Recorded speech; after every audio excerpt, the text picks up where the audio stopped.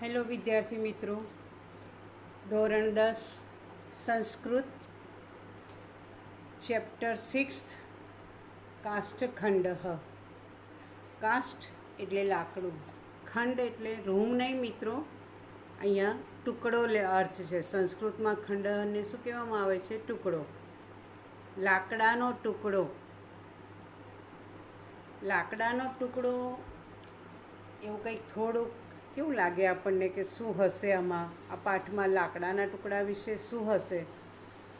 તો એ જે જોતાં પહેલાં આપણે પ્રાચીન શિક્ષણ પ્રણાલીને આપણે થોડીક સમજી લઈએ.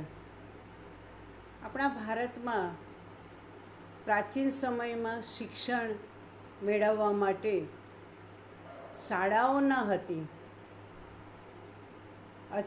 અને ગુરુ અને શિષ્યની વચ્ચે ખૂબ ઇન્ટિમસી યાની કે આત્મીયતા જળવાઈ રહે. એ સાથે સાથે ગુરુજી વિદ્યાર્થીઓને આપણી જેમ ફક્ત પુસ્તકીય જ્ઞાન નહોતા આપતા.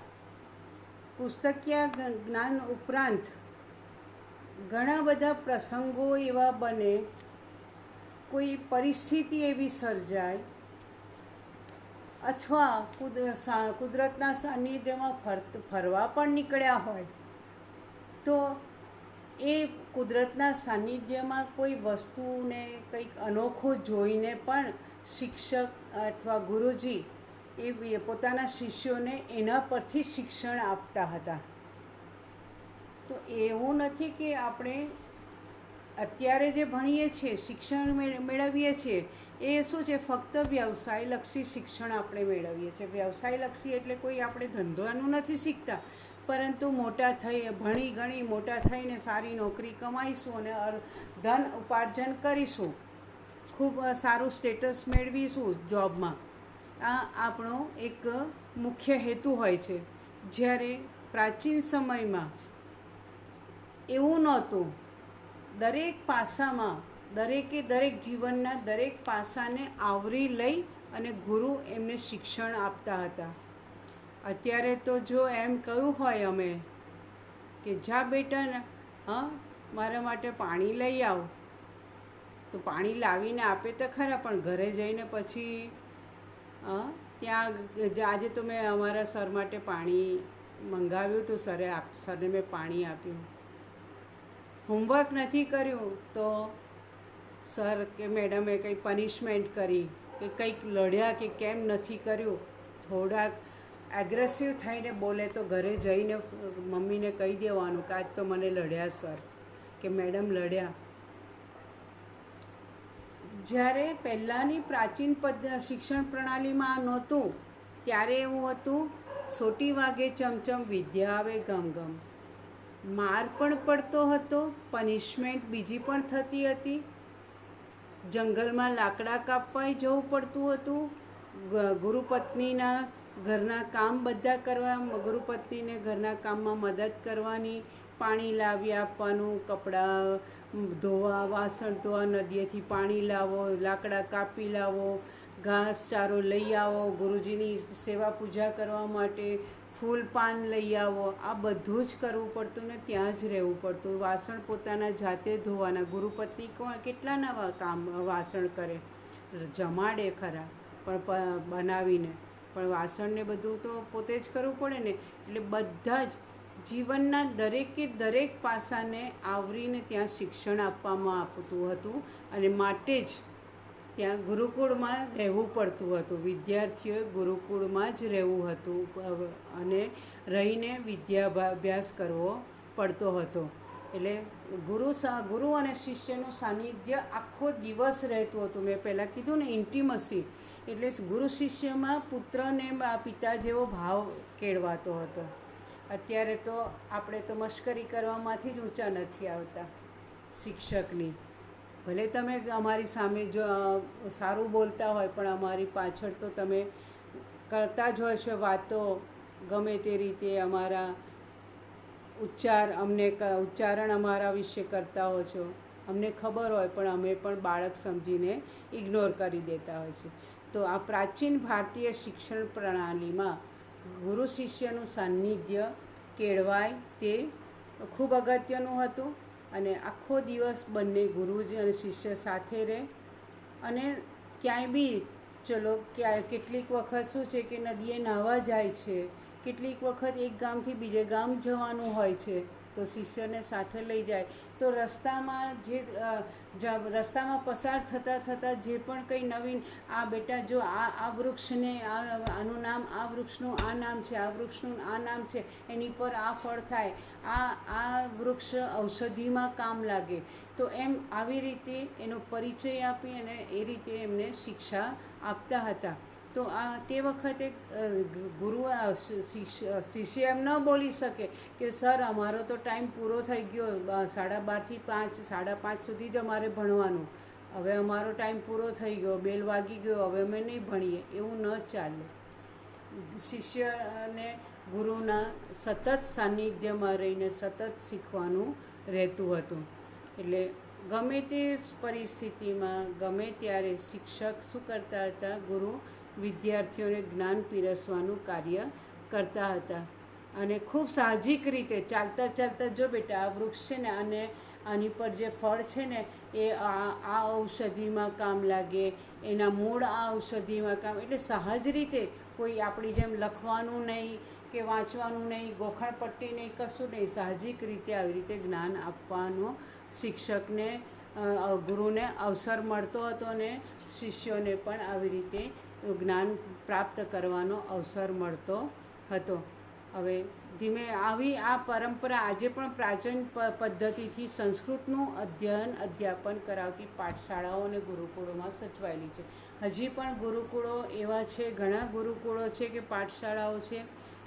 ભલે ને તમે બરોડામાં જ રહો છો, પણ બરોડાની પાઠશાળામાં ભણતા હોય તો તમારે ત્યાં જ રહીને ભણવું પડે, ઘરે રહેવાય નહીં. ગુરુકુળમાં પણ એવું જ છે. ગુરુકુળમાં પણ સ્વામિનારાયણના ગુરુકુળો બહુ જ હોય છે, સ્વામિનારાયણ પંથના.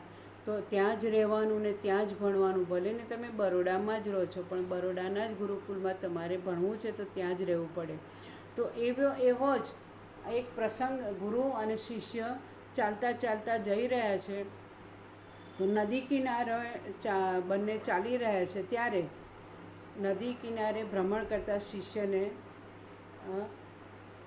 નદીમાં એક તરતો લાકડાનો ટુકડો બતાવી, કાષ્ઠખંડ એટલે કે લાકડાના ટુકડાને બતાવે છે કે જો આ જે છે ને આ કાષ્ઠખંડ, નદીનો પ્રવાહ ક્યાં જઈને મળે. અમુક નદીઓનું વચ્ચે વિસર્જન થઈ જતું હોય છે, અને મોટી મોટી નદીઓ હોય એ બધી નદીઓ ક્યાં મળે, સમુદ્રને મળે જઈને.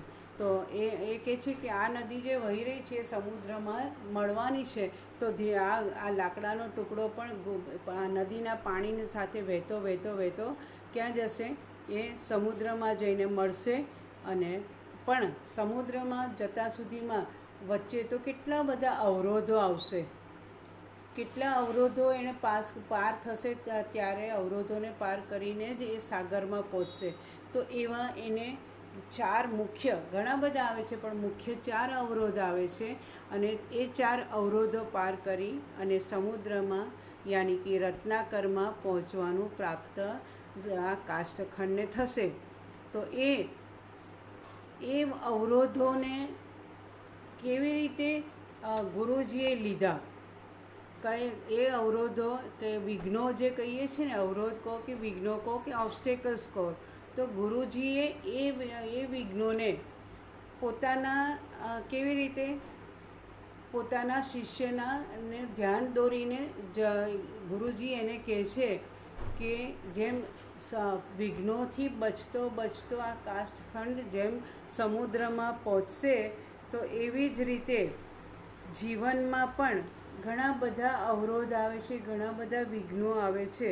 પણ એ વિઘ્નોને પાર કરી અને સુરક્ષિત જો વ્યક્તિ રહી શકે તો સુખરૂપી સમુદ્રને પ્રાપ્ત કરવાનું સૌભાગ્ય અથવા સદભાગ્ય વ્યક્તિને મળી શકે છે. એ આ પાઠનો અહીંયા ઉદ્દેશ અથવા હેતુ છે. આપણા જીવનમાં પણ આવા ઘણા વિઘ્નો આવે છે, એને કેવી રીતે પાર કરવા આપણે હસીને પણ જીવવાનું છે, રડીને પણ જીવવાનું છે. તો હસીને શા માટે મુશ્કેલીઓને દૂર ના કરીએ? રડીએ તો કોઈ આપણને ઉપાય ન મળે, ગભરાઈ જઈએ તો ઉપાય ન મળે. તો બેટર છે કે આપણે એને હસતા મોઢે એને વિઘ્નોને પાર પાડવા પ્રયત્ન કરીએ તો ખૂબ સારી રીતે અને ઝડપથી સિદ્ધિ મળી શકે છે. તો હવે આપણે પાઠ પર જઈએ છીએ. ગંગા તીરે એકઃ ગુરુઃ શિષ્યેણ સહ વર્તમાનઃ આસીતઃ. વર્તમાનઃ એટલે કે વર્તમાન પ્રેઝન્ટ ટેન્સ નહીં, વિહરવું, ફરવું. તો એક વખત ગંગા નદીને કાંઠે એક ગુરુ અને શિષ્ય વિચરણ કરતા હતા, વિહરતા હતા, ફરતા હતા. તો ફરતા ફરતા એમણે શું જોયું? સ જલ પ્રવાહેણ નિયમાનમ કંચન કાષ્ઠખંડમ દર્શયન શિષ્યમ આહ. આહ એટલે કહેવું. હવે જલ પ્રવાહેણ એટલે કે નદીનો જે પ્રવાહ હતો ને, તો એમણે પાણીના પ્રવાહમાં અથવા પ્રવાહેણ એટલે પ્રવાહ વડે, તેમણે પાણીના પ્રવાહ વડે નિયમાન, નિય મૂળ ધાતુ છે, નિય એટલે કે લઈ જવું. તો આ ગંગા નદીના પ્રવાહ વડે લઈ જવાતા કંચન એટલે કોઈ એક અથવા કોઈ, કાષ્ઠખંડમ દર્શયન શિષ્યમ આહ. તો લઈ જવાતા કોઈ લાકડાના ટુકડાને બતાવતા શિષ્યને કહ્યું. શું કહ્યું? અયમ જલ પ્રવાહેણ સહ સમુદ્રમ પ્રાપ્સ્યતિ. પ્રાપ્સ્યતિ એટલે પહોંચશે અથવા પ્રાપ્ત કરશે. તો એ કહે છે અયમ. અયમ એટલે આ. આ એટલે શું બતાવી રહ્યા છે? લાકડાનો ટુકડો. તો આ લાકડાનો ટુકડો પાણીના પ્રવાહ સાથે, જલ પ્રવાહેણ સહ સમુદ્રમ પ્રાપ્સ્યતિ. પાણીના પ્રવાહ વડે લઈ જવાતા લાકડાના ટુકડાને બતાવતા શિષ્યને કહ્યું ગુરુએ કે આ લાકડાનો ટુકડો પાણીના પ્રવાહની સાથે સમુદ્રમાં પહોંચશે. પણ પહોંચતા પહોંચતા શું થશે? તો પહોંચતા પહોંચતા જો વચ્ચે કંઈ આવે તો, પરંતુ ગમન માર્ગે તીરે સંલગ્નતા. ગમન માર્ગે, ગમન એટલે જવું. તો ગમન માર્ગે એટલે પરંતુ જવાના માર્ગમાં પાણીના પ્રવાહની સાથે જે જઈ રહ્યો છે લાકડાનો ટુકડો, તો આ જવાના માર્ગમાં તીરે સંલગ્નતા. તીર એટલે કે કિનારો, સંલગ્નતા એટલે જોડાણ. પાણીનો પ્રવાહ અને સમુદ્ર નદીનો કિનારો એ બંનેનું જ્યાં ભેગા થાય છે ને, ત્યાં આગળ ત્યાં આગળ શું થશે? તો ભારાધિક્યેન જલેન નિમગ્નતા. નિમગ્ન એટલે કે ડૂબી જવું. જલે નિમગ્નતા એટલે પાણીમાં ડૂબી જવું. ભારાધિક્યેન, ભારસ્ય અધિક્યમ એટલે કે વધુ ભારના કારણે લાકડું શું થઈ જાય? પાણીમાં પડે એટલે ભીનું થઈ જાય, અને ભીનું થઈ જાય એટલે એનો ભાર વધી જાય. તો આ સમુદ્રના જવાના માર્ગમાં કિનારા પરનું જોડાણ, સંલગ્નતા એટલે કે કિનારા પરનું જોડાણ પહેલો અવરોધ, બરાબર.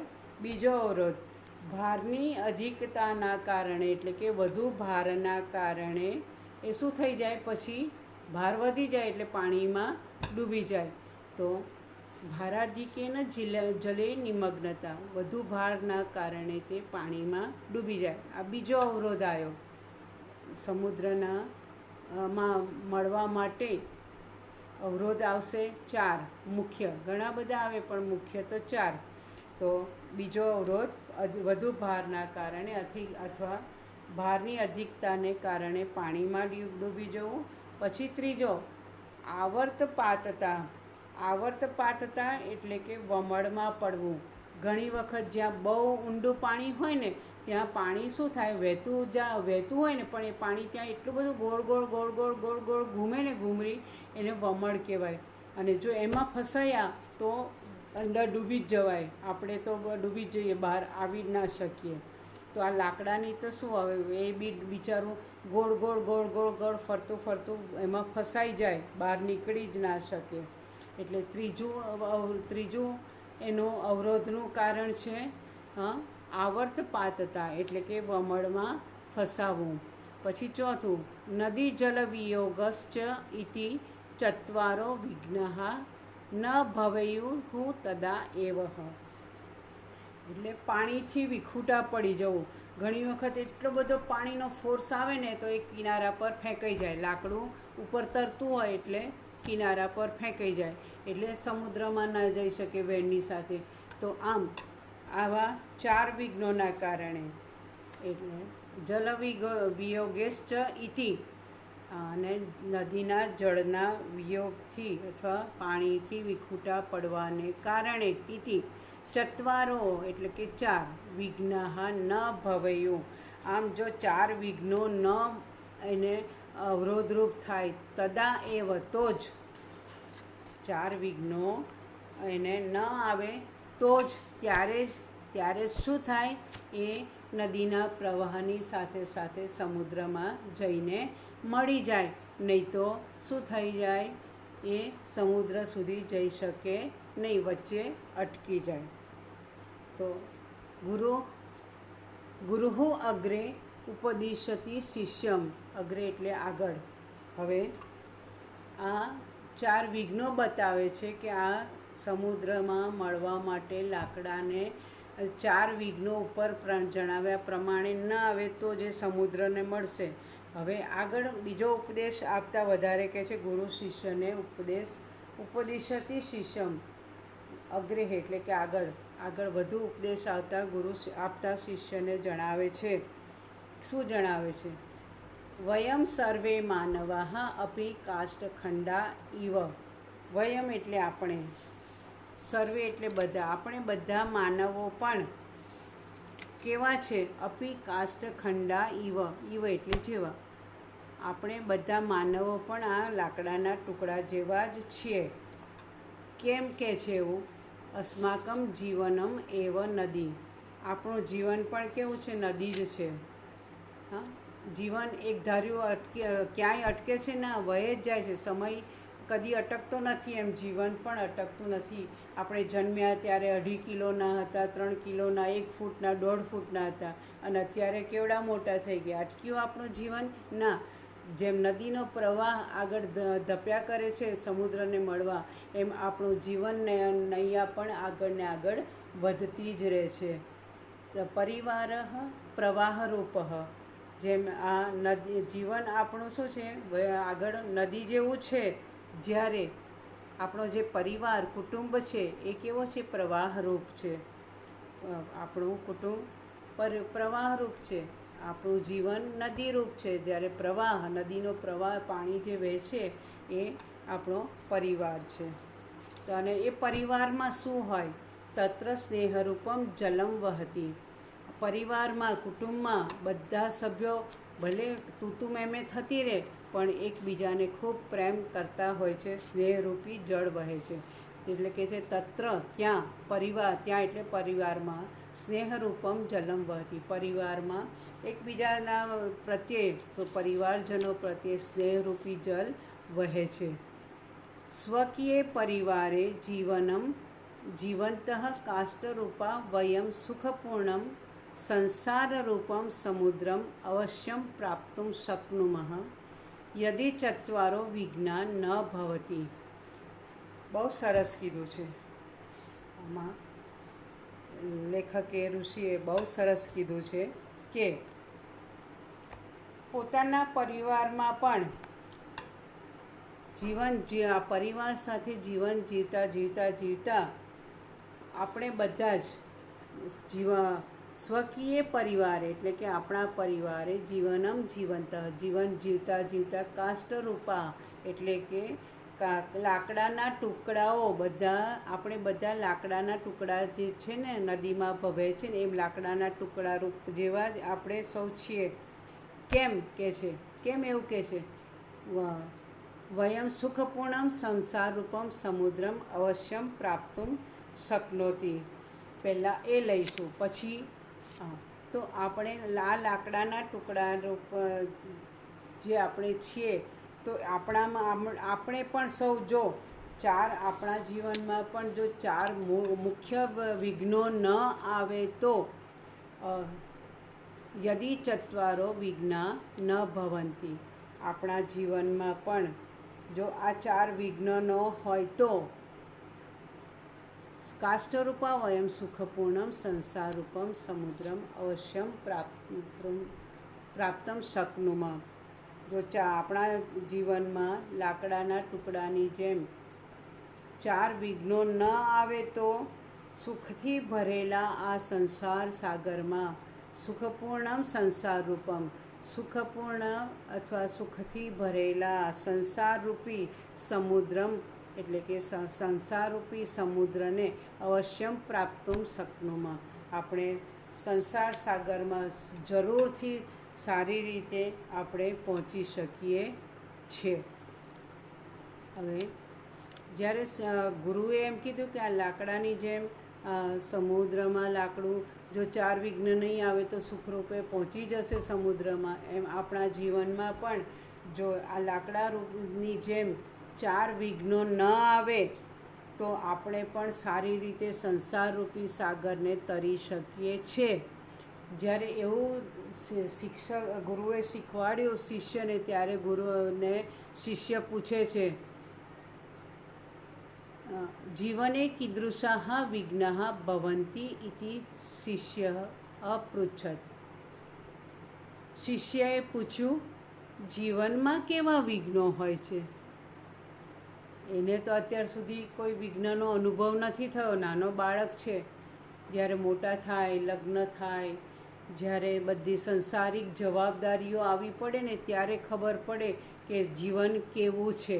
ત્યાં સુધી તો બહુ જ સારું લાગે. હા, કેટલું સુખ, મજા જ મજા. ખાઓ પીઓ, ભણો, એશ કરો, કોઈ જવાબદારી નહીં, કોઈ ચિંતા નહીં, કશું જ નહીં. જમવાનું ટાઈમે મળી જાય, વસ્તુઓ જોઈતી હોય પપ્પા તરત જ લાવી આપે, જમવામાં મમ્મી આ ખાવું છે મળી જાય. એટલે બાળકોનું જીવન તો કેવું મસ્ત અલગારી હોય છે, આનંદથી ભરપૂર હોય છે. એટલે શિષ્યને નવાઈ લાગે છે કે જીવનમાં વળી કેવા વિઘ્નો હોય છે. એ શિષ્યએ ગુરુને પૂછ્યું. હવે નેક્સ્ટ ગુરુ જે ઉપદેશ આપે છે એ ઉપદેશ આપણે નેક્સ્ટ વિડીયોમાં જઈશું. Till then we are signing off, friends.